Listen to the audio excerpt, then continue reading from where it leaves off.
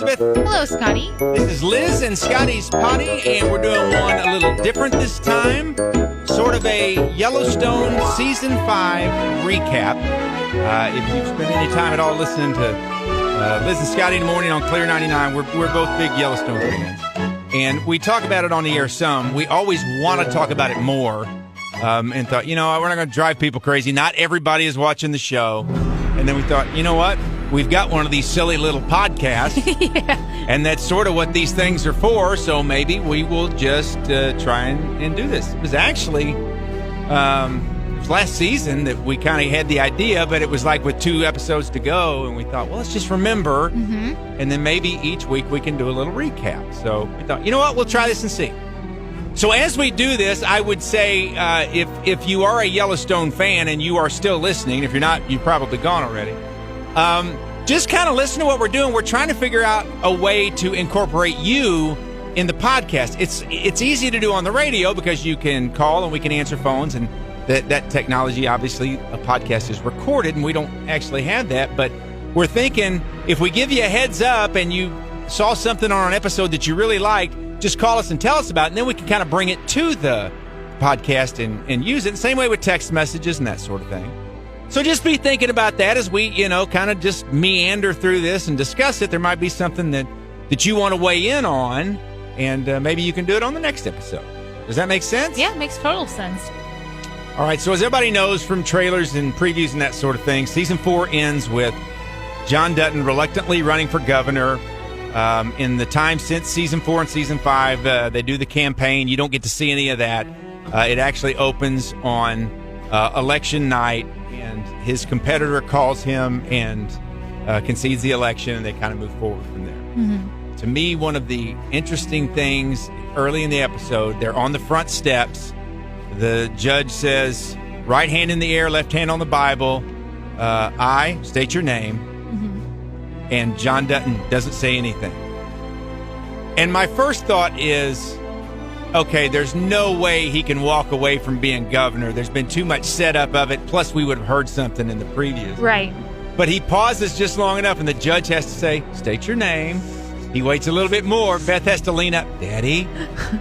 And it was just okay, I know he's not leaving, but what's going to happen right here? And I just thought that was a fun little thing right there at the beginning. I totally agree. And it's kind of going back to like election night, or when we found out that he's going to be governor. Did you see his slogan on his posters? I did not. It was like for the land or something. Oh, okay. Free our land. I was like, that's a pretty good slogan for John Dutton. Right. So I just found that interesting. It's those little tidbits that I think make Yellowstone so good. Yeah. And one of the things that Liz and I discussed, obviously, he does not want to be a governor. Yes. To me, they spent a lot of time in the first 2 episodes giving examples about how he doesn't want to be governor. And to me, I get it, but I hope this doesn't keep going on and on for more and more episodes. You know what I mean? Yeah, because him complaining could get very old. We get it. He's bucking the system. He doesn't want to do all of this. Yeah, he's not a politician. Right. He's a rancher. Right. John, you've got to go to the meetings. Yeah. And it's kind of fun at first when he's just canceling all his meetings. But at some point, the reality of, okay, there's no way anybody's going to be in that position and be able to do all this stuff, which you understand because it's a TV show. But at some point, it's like, okay, we need to move on from that. Mm-hmm. And by the way, I don't know if we've ever talked about her, but the woman who plays the governor and his sometime girlfriend, and now she's a senator, she is so good. Mm-hmm. So good at that. And it's so funny. I know this show is so fake, but when she's talking to John about why he needs to go to these meetings, why he needs to have drinks with these, other bigwigs of Montana in order to give them favors so they can return with favors. Right. I'm like, yeah, that makes total sense. Her whole speech there, I was like, yep, John, go to the meetings. Yeah. Anytime she's on the show, she's good and it's good. But at some point, she's got to go to Washington. So I don't know how much she'll actually be around this season. That's what I fear. But liked her very much. Then very soon we got into another flashback. And sometimes I like the flashbacks and sometimes I don't. This was a flashback of Beth and Rip going back to their early relationship back when they were in high school or younger. I'll just ask you, what did you think of that? I thought it was cute. I really like the young actor who plays Baby Rip. I think Okay. he's really, really good, and he kind of shows Rip in a much softer scenario and role. Right. But I was wondering, okay, I was like, why do we need to see this? Yeah. Well, as much as I occasionally find Beth really annoying, I found that really annoying. I'm like, okay, there's no way this 17-year-old, don't take bitter Beth, hard-nosed Beth, whatever she is now, 35-year-old Beth, Yeah. and stick that in a 17-year-old's body. There's no way that she's full-formed, badass Beth at 17 years old. And I thought, okay, if this is going to be something we've got to deal with a bunch, this is going to annoy me. Okay, yes, I get where you're coming from 100%. But do you think what we saw, the flashback, was after Jamie had taken her to the abortion clinic? Because I feel like that is where Beth's character turns into the hardened individual that she is now. Yeah, that makes sense. But yes, the 17-year-old Beth was very confident, knew exactly what to say, and in reality, a 17-year-old is not going to be that way. Yeah. It was just today's Beth in that body, and Yes. I thought I wasn't buying it, and I'm like, okay. And I was hoping that was not going to be this long-running storyline that we're going to have to watch Rip and Beth, their relationship develop over the 30 years or whatever it's been. That's where I was just wondering, like, okay, why are we seeing this? What is progressing the current situation with this former story? Yeah. And do you think it's Rip's line of, well, you have to get mad at somebody else now? Do you think that's leading us into her being mad at somebody else? But I feel like she needs another fight. But I feel like we didn't need that backstory in order to get that Beth needed another fight. Yeah, I thought maybe it was just an opportunity to show her a soft side of her. Okay. Kind of bring, because you don't see that very often, just Yeah. to remind us that she is a human being, because she was so sorry and apologizing to Rip for the way that she treated him all those years. Okay. So I don't know, but I just hope that's not something that goes on and on and on. Liz and I also both mentioned after the swearing in, probably my favorite scene of the first two episodes was John and Jamie and Beth riding in the car. Mm-hmm. And it started being funny the second you see the shot because Jamie's in the back. Right. And you're like, of course Jamie's in the back. Right. Poor Jamie. And then Beth is pouring the whiskey. Yeah. She gives it to her father. And Jamie's like, can I have one of those? No. Yeah. With all the swear words in between. Right. No. And, John's like, give one to your brother. Yeah. Give one to your brother. Oh, for God's sakes, here, take mine. Yeah. Now, pour me a drink. Yeah. It was just so, It's so good. It's so good. The interplay. I love watching Beth and Jamie go at it when it is lighter moments Yes. like that. Because so many times it's that life or death, and it's Beth just, sticking her thumb in the wound. To see that just kind of brother-sister playfulness for me, because in the end, I'm hoping that Jamie is not the big bad guy that he seems to be headed towards being or is going to have to be at some point. I'm still looking for, as Beth said in another speech she gave during one of the episodes, stop looking for redemption. You're not going to get redemption. And I'm thinking, in my heart, I'm wanting Jamie to get redemption. I don't know that it's going to happen. Who knows? Maybe Jamie ends up saving the family. Yeah. Like, that's how it ends. Yeah. But yes, I'm right there with you. Those And- little lighthearted moments Yep. are fun. And it was funny, too, because Jamie in the back, he sometimes has a very stone cold look on his face, but that one almost looked like a little wounded puppy, like, but I want a drink. Like, Yeah. please give me a drink kind of thing. And it was just really cute and funny, and I giggled at that scene. I like to see him roll his eyes at Yes. Beth as opposed to being scared of Beth. Yes. And that those times when she's coming at him and he's really frightened. I thought they kind of overplayed that last season, that Jamie was this helpless, can't do anything, because at other times they talk about how smart he is. Like the governor in this episode was talking to John about some very wise decisions that he had made. But at the same time, they make him into this whimpering little, no good coward. Yeah. And I don't know. Maybe it's just that I don't like seeing him like that. But I'm looking forward to, at some point, you assume that Jamie is going to have the upper hand on Beth. Mm-hmm. Even if it's not for the rest of the episode, at some point there's going to have to be some kind of back and forth with that, or the story's going to get old. Yeah, or Jamie's going to break. Yeah. So I wonder. I'm kind of looking forward to that time when you just kind of see it in Jamie's eyes when he realizes that now he's got something on Beth.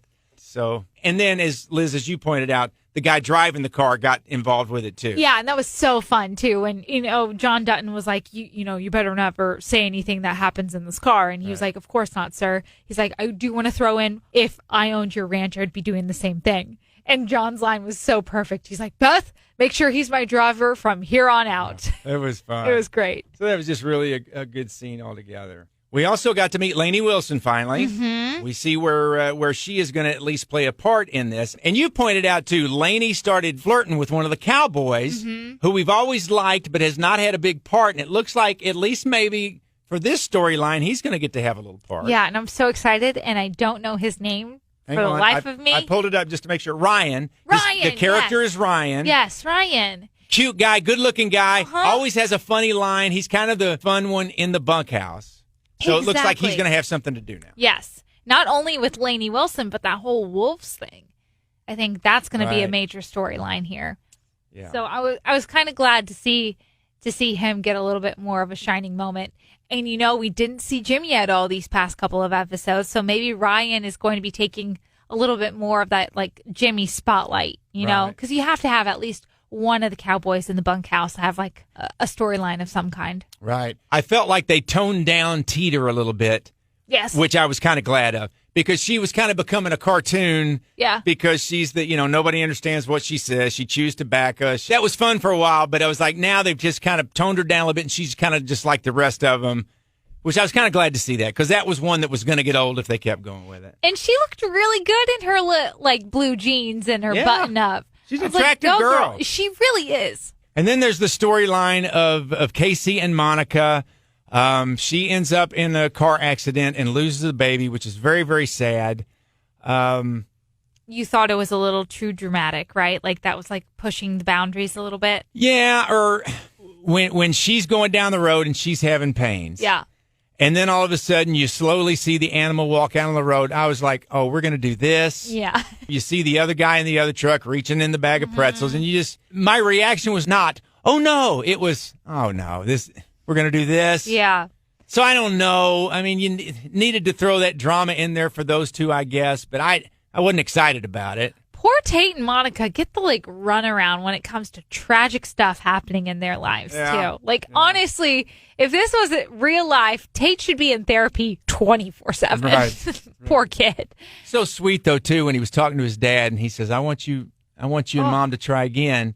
I kind of liked having a brother, and then you kind of see that registering on Casey's face too because of his relationship with his brothers and. Obviously, that was something that meant something to him. And the fact that they named the baby John. And I was expecting a little bit more about that. Me too. And you didn't really hear anything because I was thinking, okay, Monica was okay with that? That's what I was thinking. Okay. Maybe we'll see more of a relationship develop between John and Monica because they've had their moments before. Yeah, there's always been a mutual respect there. And yeah, I always kind of liked seeing the two of them together. So... And I must say the way episode 1 ended with that picture of Casey and Monica on the bed, John Dutton standing right at the bed off to the side a little bit.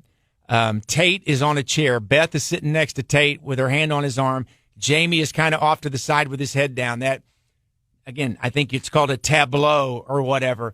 But as the camera was fading out, I was just looking at that going, that's really neat. Yeah, that's really a great looking cool scene. Shot. Yeah. All right, so that was the end of episode 1, and we spent a lot of time on that. Episode 2 was just kind of more of the same to me. There was nothing really. I'm sure. I mean, the storyline with the wolves, as you said, that is killing the wolves. That's obviously going to be something that hangs around. Yeah. To me, the rest of episode 2 was a lot of the John Dutton not wanting to be governor. And maybe that was the intention. They knew full well that they were going to be airing episode 1 and episode 2 together one night. So maybe they just wanted it to flow a little bit better. But I was with you. I was like, episode 2 could have been summed up in 10 minutes. Yeah. All right. So we'll wrap it up there. We've talked plenty. I've already, we told you this was going to be a work in progress. I've already thought maybe what we ought to do is you and I pick 3 subjects about the show and talk about those 3 subjects. Or else it's just us rambling back and forth, meandering through the episode. And I feel like that's kind of tough to listen to. Okay. So maybe if we tighten it up, focus it up a little bit moving forward. 3 favorite scenes or something like something along those lines. Or pick 3 storylines and go with it. Okay. Because a podcast like this kind of makes sense. It's friends talking. And this is the way you and I talk about the series when we're in here with the microphones off. Yeah. I have a feeling that was pretty tough to listen to, that last 20 minutes or whatever it's been. So, again, work in progress. If you come back again, we'll do it a little bit differently. But that is our first Yellowstone edition of Liz and Scotty's Poddy. Thank you so much for taking a little time to check it out. You can find Liz and Scotty's Poddy on clear99.com all of the time. Search for Clear 99 on demand wherever you get your podcast, and you can get notifications that way as well. We just appreciate you listening to today's Best Country, Clear 99. It's a Clear Country Morning. Lots of neat moments at the CMA Awards. Among them, Lainey Wilson winning 2 trophies, including CMA Female Vocalist of the Year. This is for those 11 years that I have been here in Nashville and not taken no for an answer. This right here is for everybody who has believed in me, and a little bit for the ones who even didn't. It's a Clear Country Morning.